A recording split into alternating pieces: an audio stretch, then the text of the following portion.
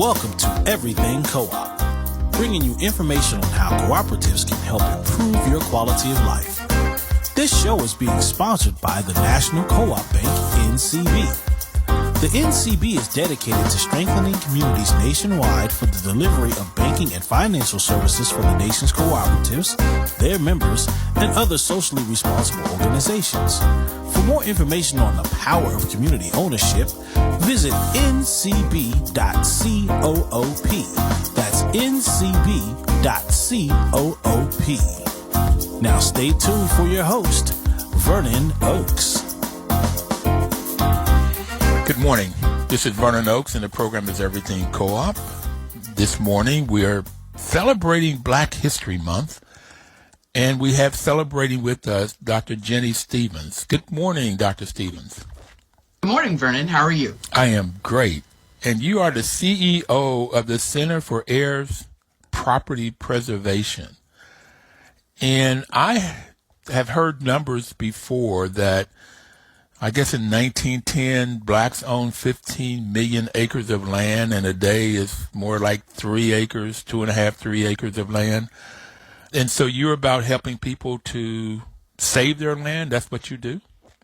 Yes. Our job is to help families not only hold onto their land by resolving titles or preventing heirs property issues, but to also maximize the use of that land or make the land work for them rather than them working for the land. Maximize the use of the land. Okay. Land work for them as opposed to them working for the land. Oh, I like that. I like that. So how did you get in this work? I had the privilege of being a senior program director at a local community foundation who literally stumbled across this issue. And help convene judges, lawyers, heirs, property owners, service providers, nonprofit service providers, just who saw that our families were losing their land because of heirs property, and how could they help fix it, fix the loss of land, but also help them utilize that land. And that's how I stumbled across this issue myself. And so this month's Black History Month is resistance. And what I've had people on the show before talk about that there were laws in place that hurt poor people and that took their land. So is that what you end up teaching people about the land and how they've got to protect themselves? Well, first of all, we teach individuals or families the value of their land so that they can appreciate it. And then we remind them of all that their ancestors encountered to acquire this land, and the wealth, not only the wealth, but the ecosystem services that can be generated from using this land. So it's about basically understanding the asset that they own and resolving any issues that would prevent them from using that asset of land. Understand the asset. And so I guess in the 20s and 30s, maybe 40, 50, 60s, blacks also just walked away from their land and went north. Yes, for many reasons. One, because of lynchings or the threats of what could happen if you didn't surrender the ownership of your land, or the fact that it was really hard to make a living in the South. And so they sought other means of generating income, so they went up north. I find it hard to believe that somebody would lynch somebody to take their land. Are you serious? All right, you're being a little sarcastic. Yes, been very sarcastic. It's okay. Right. So, which would you rather keep, your life or your land? And so it was an easy choice for some folk that they would rather have their lives. And so they did. They went up north. So I'd like for you to explain some of the laws that were used to get the land. I mean, my limited understanding is that if there were 5 heirs, if somebody bought one of the heirs, if they bought what they owned, their portion, their 20%, then they could force the sale of the rest of it. Okay, I'm going to answer that question, but before I do, I just want to remind the audience that I'm not an attorney. So from my almost 18 years of being in this line of work, So heirs property owners, they own a particular percentage of the land or share, right? It's like shares in a corporation. And they each have the right to own and to use that land. So all it takes is, I'm going to come up with a name. All it takes is Bill, someone approaching Bill and saying, I want to buy your share. Now, Bill has an undivided share in the whole. So it can't be separated per se, even though Bill may have 20%, but we don't know what piece of the land is Bill's 20%. Mm-hmm. So Bill, in essence, usually is offered this person a quitclaim deed, where he signs over what he believes is his to this person. And then that person becomes the newest member of the family and has the same rights as the other. And oftentimes in the past, they would petition the court for them to have, quote unquote, their share, which then usually would end up with a forced sale. Auction at the county seat or something.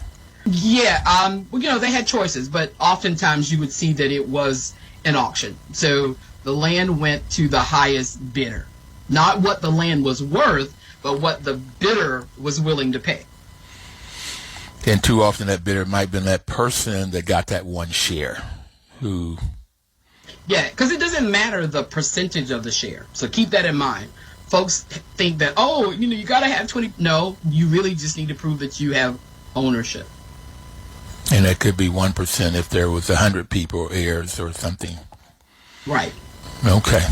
And so have you seen this happening a lot in your 18 years of being in this work?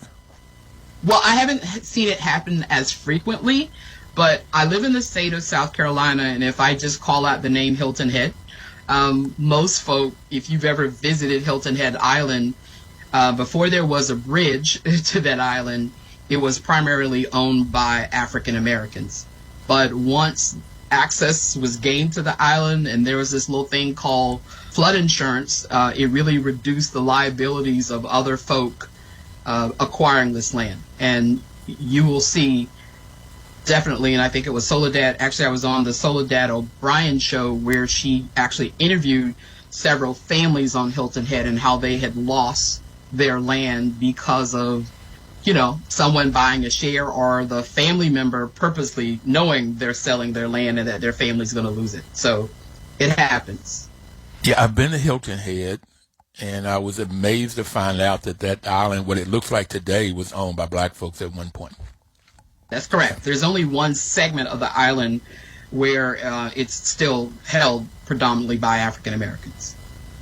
And approximately how much land is that?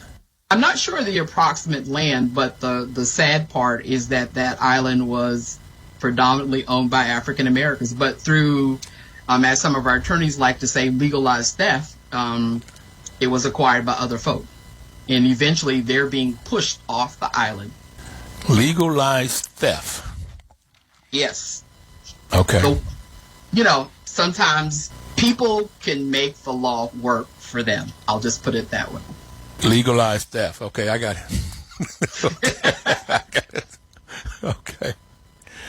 Well, you talked about resistance, and you talked about the fact that there are a lot of inequities that have transpired since after emancipation. It just has.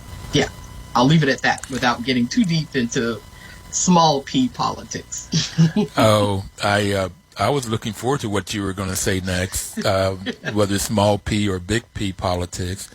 But what we have found is black Americans were able to buy land.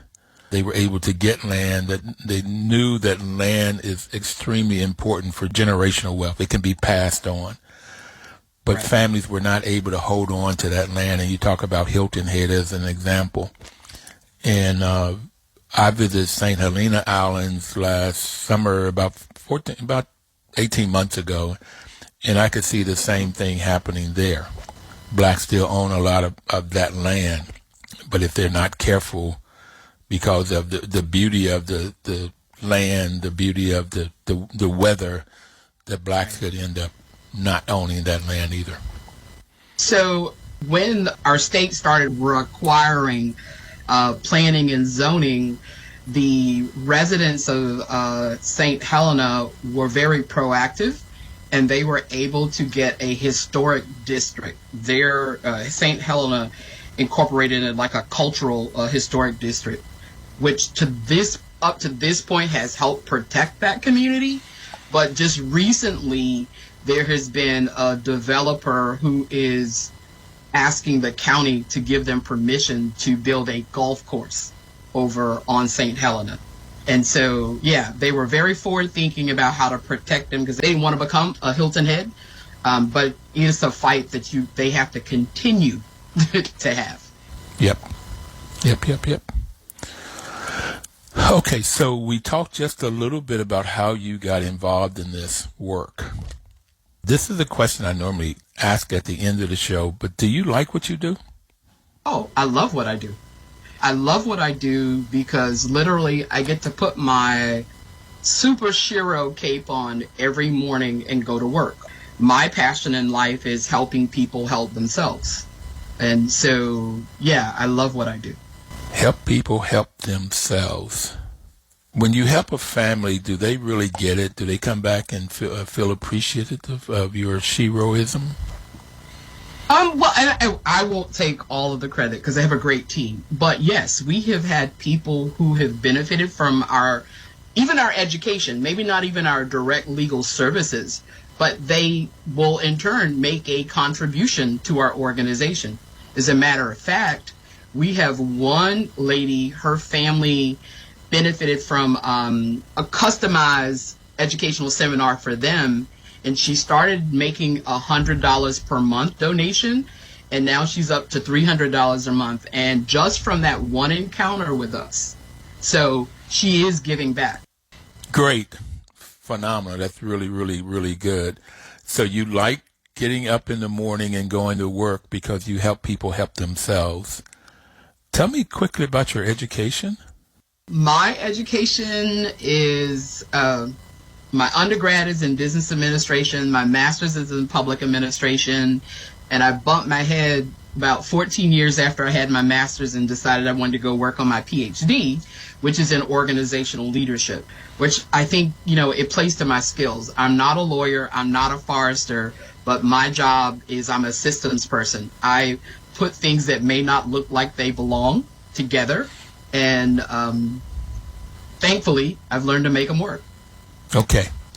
We're going to take our first break, and I want to come back and talk about what you make work in the organization with all of the knowledge that you have acquired. And are you from South Carolina? I am from the metropolis of Walterboro, South Carolina. Nobody's probably ever heard of it. Yes, that's where I grew up. We'll be right back. Please don't touch that dial.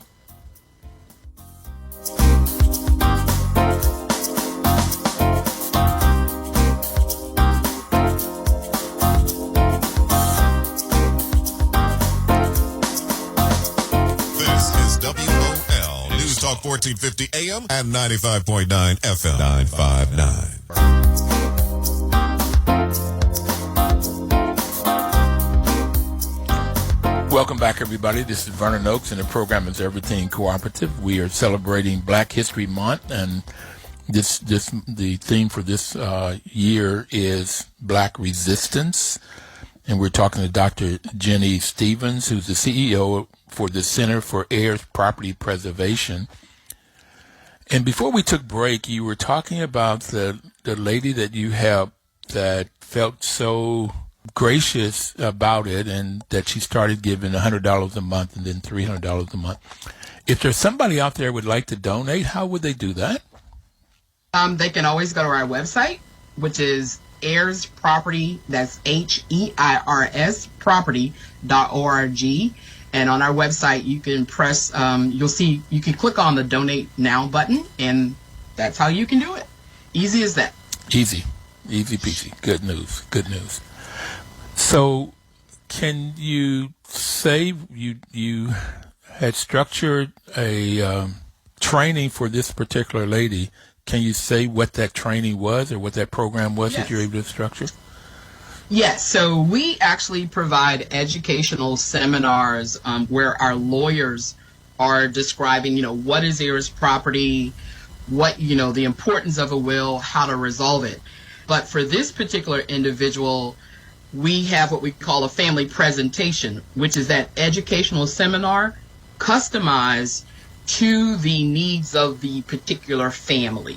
So oftentimes you'll see there are a lot of power brokers in the family who believes is if they don't say it's so, it's not so. Mm-hmm. So by bringing members from every branch of the family together and hearing, quote unquote, the truth about the law, then it puts everybody on the same playing field, and they understand or begin to understand their role in owning that land, but also resolving the title. And so we offer that for, I'm just going to say Ms. Smith, that's what I'll call it. Okay. We offered that for Mrs. Smith's family, and she was grateful that we did because she learned a lot, and she saw the importance of having a neutral body entity to provide that information. So you're that neutral body, the Center for Heirs Property Preservation. You're the neutral body that comes in and helps the family navigate knowing what the law is, not what an individual view is, whatever power they are coming from, or individuals or different clans, if you will, or different segments of the family. Yes, because in the past, when you hear the horror stories around heirs property, you've heard how people have gone to for-profit or private attorneys and ultimately ended up losing their land because they're like, oh, that land won't perk, so why don't you sell it? And then you see that it's a friend of that attorney now buying that land. And so our allegiance, or the attorneys who work for the center, their allegiance belongs to the center.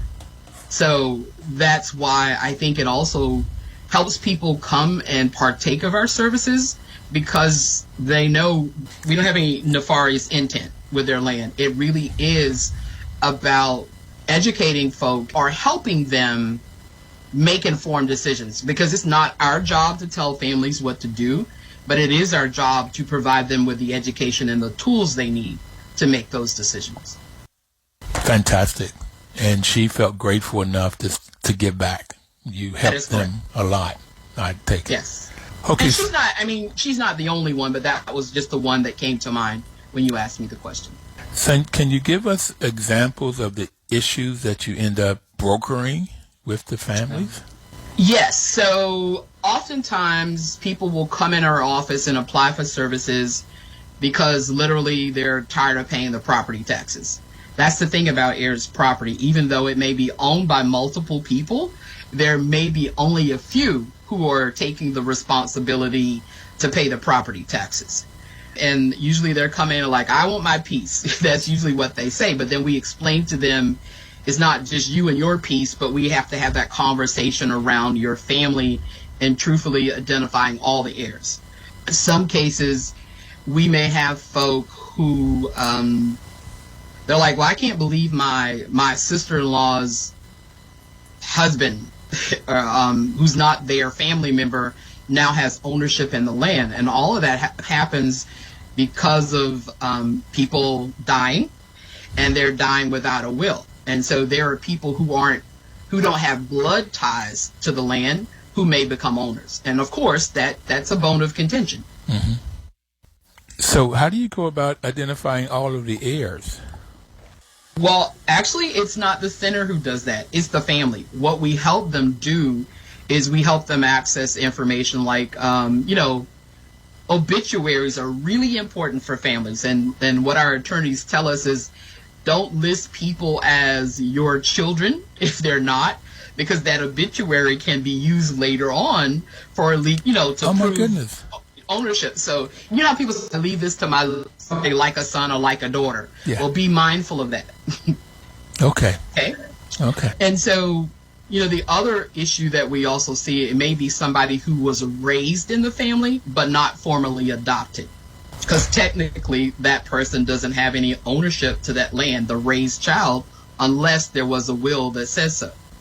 Now, we've had some really nice families who've come in and they knew that they treated that particular child as their brother, and they wanted them to be included, when they were resolving the title. But they didn't have to do that.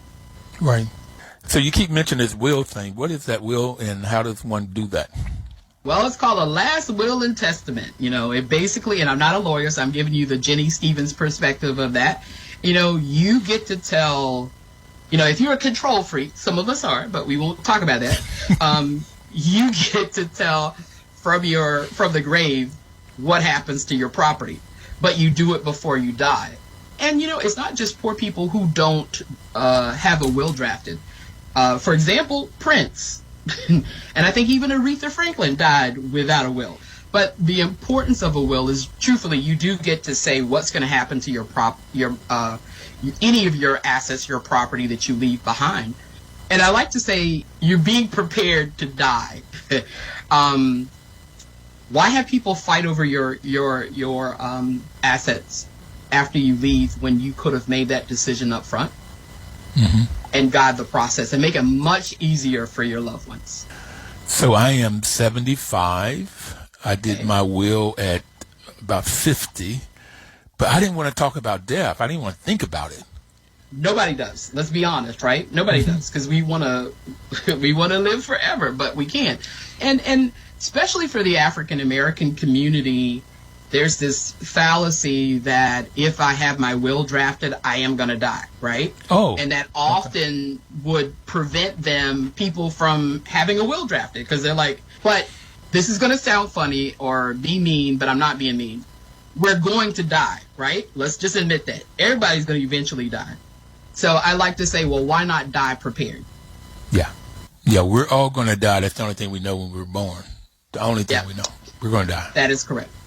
Question is when and how well do we live life? Right. And just to follow up with that will example, we had one older lady come into our office, and she was there for a dispute on another side, but she was in her second marriage. And I happened to ask her, Mrs.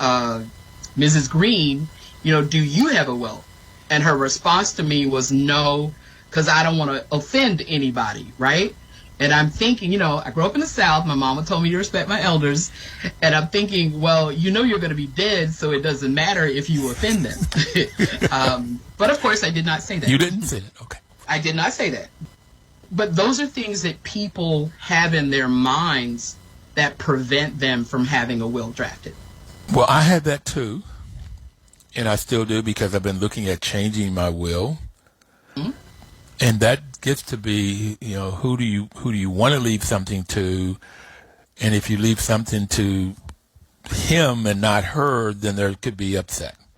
And so, yeah, you don't want the upset, but I also want what I want to give somebody, I want that to be what they get, okay, and not have to pay all of these taxes and stuff. Well, we typically don't work with high wealth families, because we do draft wills and simple wills for free when we're conducting our wills clinics, which is basically drafting wills but doing it at a community event. So for people over a certain dollar amount, we say, no, we're not going to help you because we're going to do you a disservice. They may need a trust. They may need something that we can't provide, and our lawyers are not tax accountants. So there are times when we don't draft wills because it's not to the family or the individual's advantage. Okay, so we're going to take our next break, and I would like for you to come back and talk about when is a will advantageous for a family. And you said that sometimes if they're high dollar value, maybe you can tell us what that high dollar value is in your head, or what you all have written down of, if you make over this, then we cannot provide a will. You need to go out and get somebody else to do it. And we'll be right back, and we'll talk about those things. We'll be right back. News Talk 1450 WOL-AM, where information is power.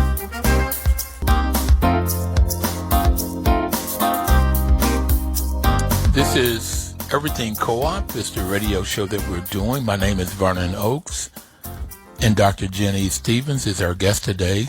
This program, Jennie, we've been on the air now over 9 years. We're in our 10th year. And we've been sponsored all of that time by the National Cooperative Bank, whose mission is to support and be an advocate for America's cooperatives and their members, especially in low-income communities. by providing innovative financial and related services. So they've just been a great partner to us in helping us to know the layout of the land of co-ops in the U.S. and cheerleading us on. And so I'm so glad you're on today. And what we said we were going to come back and talk about are the importance of wills. I want to continue that conversations and why people won't do a will, and if there's anything that we might be able to say to encourage people to do a will. So what is that value? What is that amount of money, the assets, what people own? I like to talk about what people own and what they owe.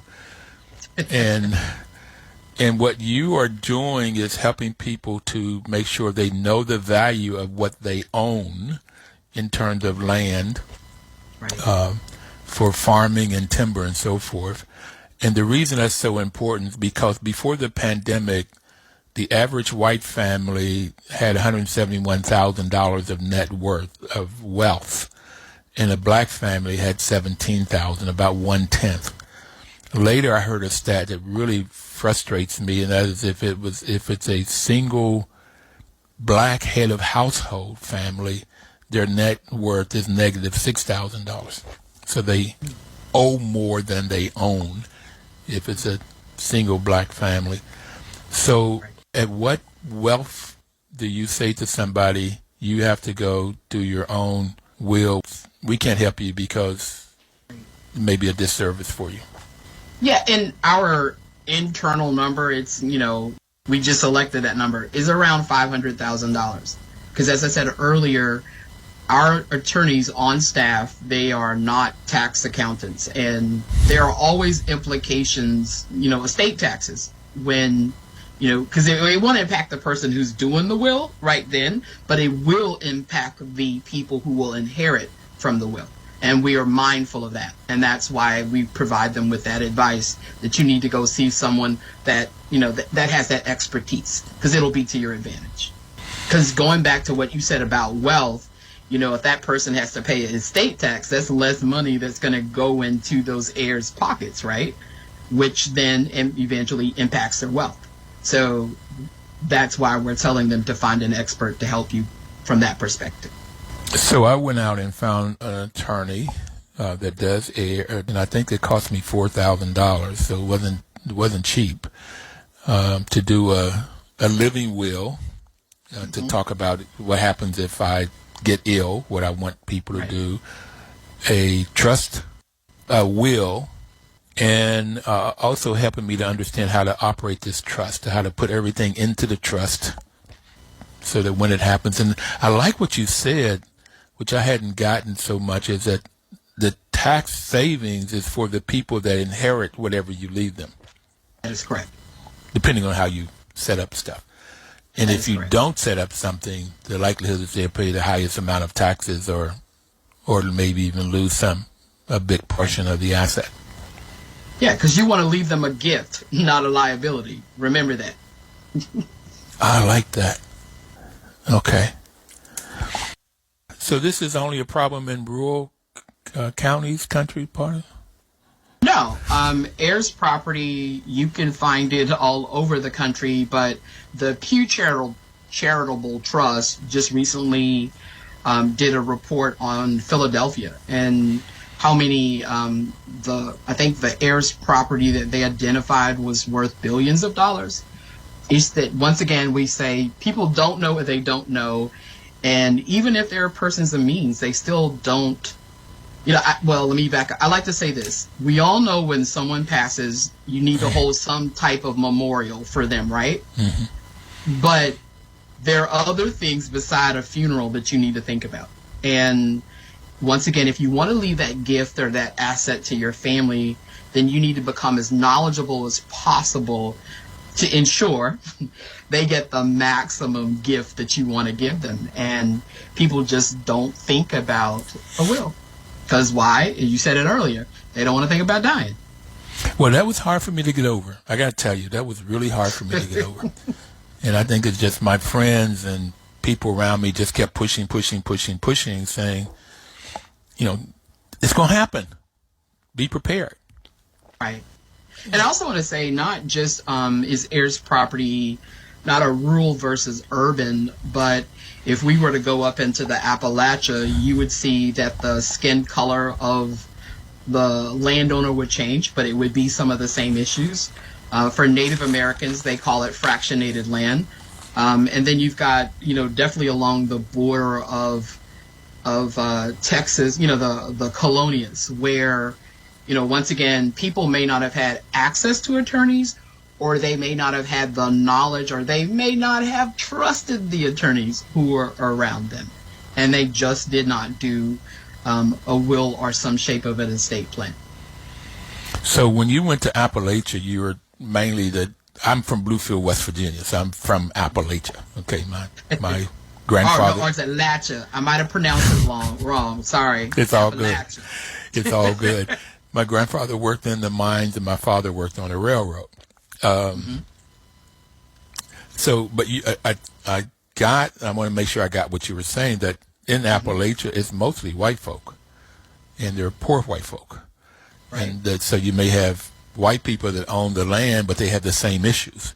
And then you went to Native Americans, the same issues of land. Yeah, they call it fractionated land, but it's some of the same issues. What is fractionated land?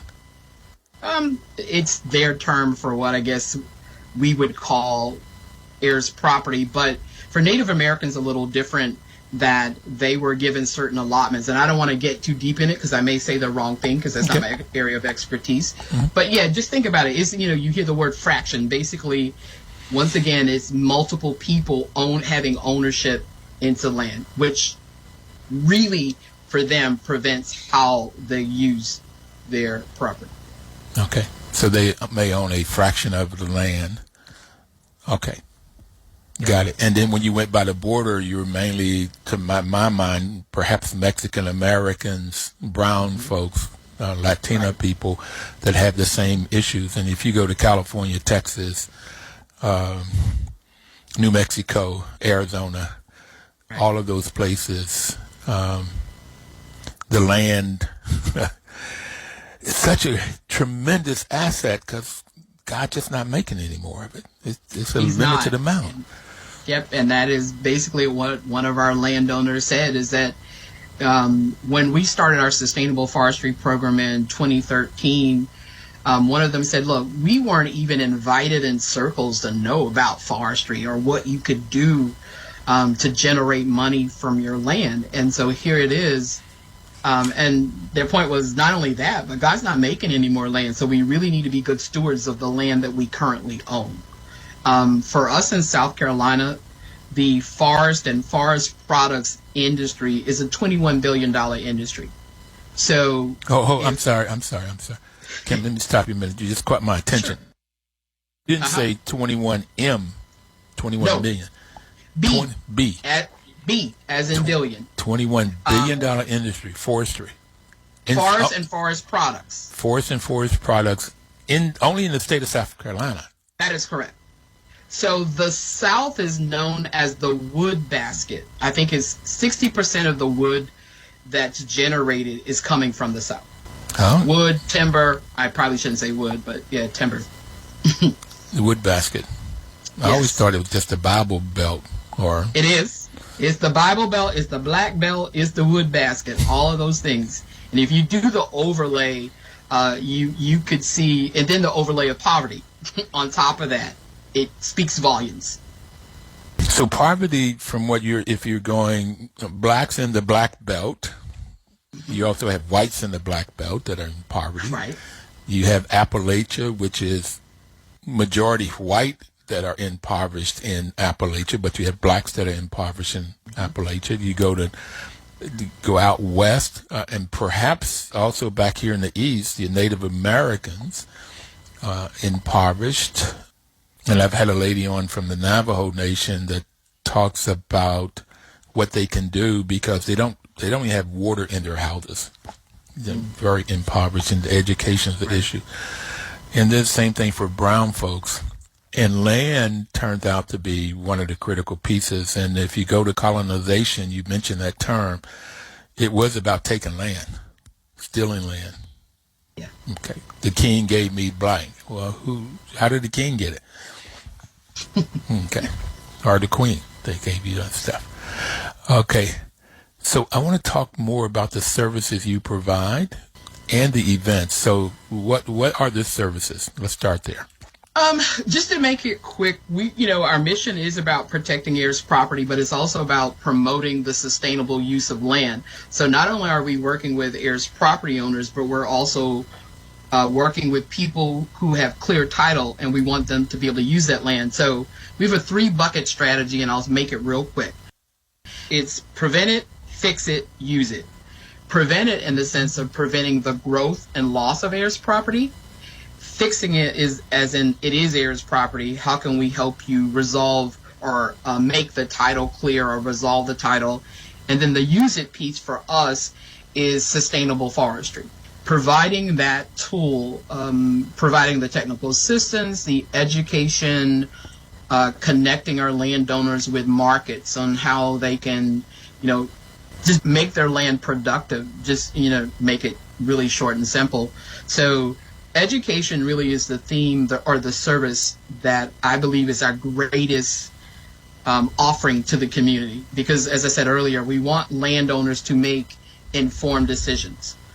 And then the drafting of wills and the providing the legal services and the forestry technical assistance. And so that's my elevator speech about our services. Now, not only do we draft wills, so if you were to go to our website, you would see that we have, one of the upcoming events are free wills clinics, right? So that I referred to earlier, where our attorneys meet families on site in the community, and these individuals would have signed up in advance. They would have gotten a survey to help them answer the questions for the will. And literally, they will walk away with a free, simple will after an hour. Okay? And then the other thing that you would see on our website is our heirs property seminars and clinics. And that is where we will provide legal education to the community. We've also done it virtually, but these two are actually on site. And just providing some advice and counsel to individuals after the seminar is complete. And these are all free. Those services I just mentioned are all free. But I want to make it clear, though, is we don't provide direct legal services to individuals who want to sell their land. Preservation is in our name, and it's about helping families hold on and maximize the use of that land. Okay. But if you know anybody want to sell some land, let me know. Definitely. Got you. It'd be interesting. Well, we have to take our final break here, and I want to come back and talk to you more about the future. Okay. Okay? All right. What do you see happening as you look out over the horizon? We'll be right back. Please don't touch that dial. News Talk 1450 WOL AM, where information is power. Information is power. Well, you don't get the power, Dr. Stevens, from the information. You get the power when you take the information and put it into action. So we're giving people information today about how you can keep the wealth that you may have in land, how you might be able to keep that wealth. Land, I have in the district some apartment buildings, some condo units, and so forth. So how do you keep that and pass it on to the future generations? This is where we're giving you the knowledge, and hopefully you get into action and create a will so you can leave that. And I really like it that you want to make sure, how did you say that, Dr. Stevens? You want to make sure you leave them a gift and not a liability. And not a liability. Mm-hmm. So how you leave somebody a gift, your loved ones a gift and not a liability. So I would like for everybody out there to go to www.heirs, Heirs, property.org. And when you get there, it says generations pass, seasons change, but the land remains. So you want to keep it. And if you go down, just scroll down a little bit, you can click on donate. Okay? You can click on donate, and it talks about the legal work that they do, the forestry work, the education, and then you can hit the donut button. But I would also encourage you, at the top of the page, it says events. And that's what you started talking about with the events. And you said if you need a will, you can come and you can get a free wills clinic and walk away with a will if you have assets less than, if you own less than $500,000, or net worth less than $500,000. And the next one is on Saturday, April the 15th. At least that's the one I'm looking at. It begins at 10 o'clock. You can join the free clinic at the Technical College of the Low Country. Okay. Yeah, and just want to point out, this is only for individuals in South Carolina, because our lawyers only practice law in South Carolina. So just want to make that clear. I was coming down. Okay. All right. They have to move to South Carolina to get this free wills clinic. And then you got a free heirs property seminar and clinic on April the 12th. Right. Okay, at noon. And I don't see right off. Oh, that's in Allendale, South Carolina. Right. And then there's one on March 24th. Okay. Now, after you get your free will, what other services do you provide? So if you do have heirs property, then you can ask for advice and counsel from one of our attorneys. You can call the office and schedule an appointment. Now, here's the kicker. Even though I said you can't have a will unless you live in South Carolina, even if your land, if your land is located in South Carolina, we still will provide you advice and counsel. Okay? Now, we won't provide you the more extended legal services, but we will provide you with advice and counsel. Basically, a resolution plan. These are the steps that you need to take to resolve your heirs property. So you can live outside of South Carolina, but if your land is in South Carolina, you can help them. Right, because remember I said our attorneys, they're licensed in South Carolina. Mm-hmm. So, yeah, we can provide you that advice and counsel, about an hour of the attorney's time to kind of help you gather your thoughts and get the next steps on what it would take for your family to resolve the issue with your land. So on February the 25th at 11 o'clock, you have a free heirs property and sustainable forestry seminar. All right, that one sounds good. Yeah, so that is primarily for people who are interested in our sustainable forestry program, where we're providing some technical assistance or education, but there's always a component where we're talking about heirs property. So that's at St. Stephen's Missionary Baptist Church in St. Stephen's, South Carolina. And, right. and the churches have been a really dynamite for resisting racism throughout the history of us in the U.S. So they can also help with creating wealth. Right. Primarily because we keep track of where our events happen. About 2/3 of all of our events occur in houses of worship. Oh, about 2/3. Okay. Mm-hmm. Okay. That's a close knit.